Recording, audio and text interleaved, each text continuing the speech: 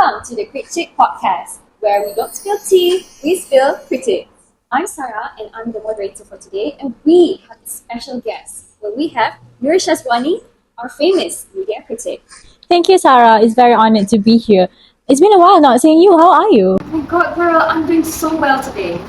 Sarah, just now I see the greetings that you do to your viewers. How? Oh, Can you teach me? Sure. So basically, we're going to say where we don't spill tea, like this? Yeah, we do tea. tea finger. Okay. And then we say we spill critics, like this. We spill critics. Yeah, like sassy. Okay. So we'll do it on the count of three. Okay. 1, 2, 3. We don't spill tea. We spill critics. Yes, so good. So Wani, I want to tell you that today we're starting with something very special where every Malaysian knows. Do you know Adabi? Adabi Melazatkan, Adabi Menyelerakan. Yeah, I'm very familiar about that brand.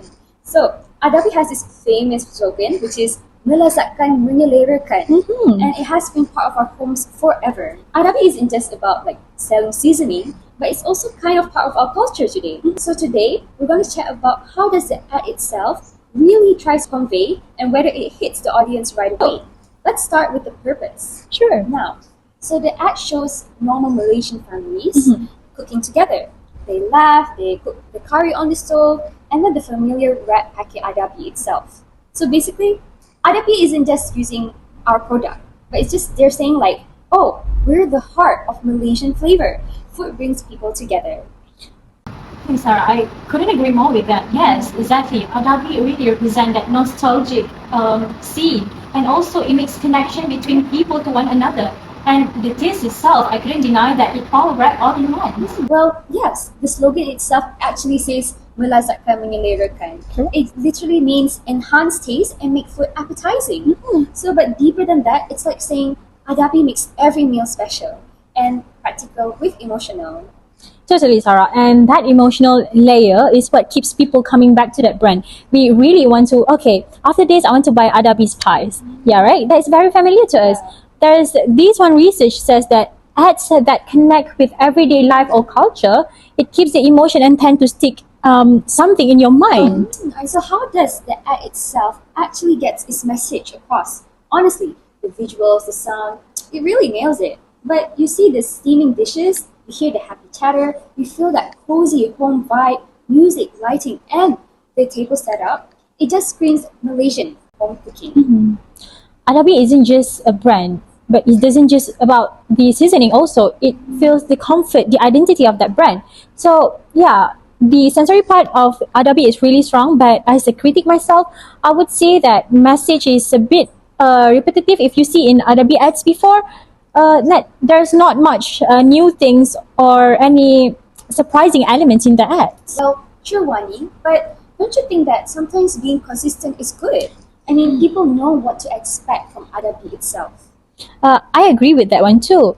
But you have to know that familiarity adds emotional trust to the viewer or to the buyer. So there's a study in 2002 found that ads that feel vivid and it adds relevant boost emotional engagement and not reduce this skepticism. Also, Adabi does that because it feels very genuine. We don't feel forced to buy that brand. Oh, so basically, the ad itself does get its message across through emotion, nostalgia, and familiarity. Though I think it would be great if there was like a little twist to it, to the ad. But Wani, I was wondering as well, what do you think, I mean, not what, but who? Who do you think this ad is actually for?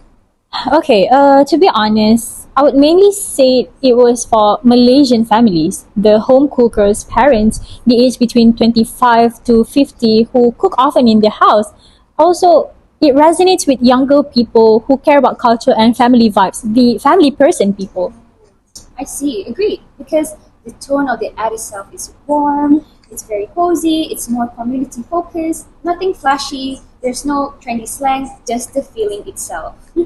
Sarah, did you know there's another research that supports Adabi ads where studies also show when ads highlight the shared culture and everyday life in their ads, they feel more authentic. They refers to the audience, feel more authentic and trustworthy. Oh, well, I see, because the audience doesn't just see Adabi as a product, but rather they see themselves like cooking, laughing, they enjoy food together. That's why it feels relatable. Yeah, Adabi nails that, and it speaks of language of home.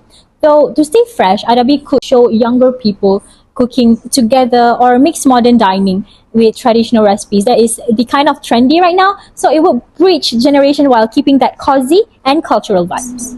So to sum it up, Wani, Adabi's Melazatkan Menyelerakan actually does a great job of celebrating Malaysian food and family togetherness.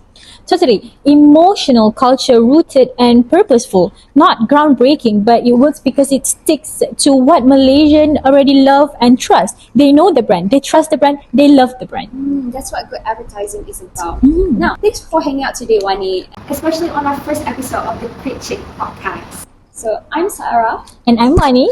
and don't forget to subscribe, like, and share to our channel. Tune in next time for our second episode on where we talk about the visuals, the tone, and the shape of what audience feel. So see you, everyone. See ya!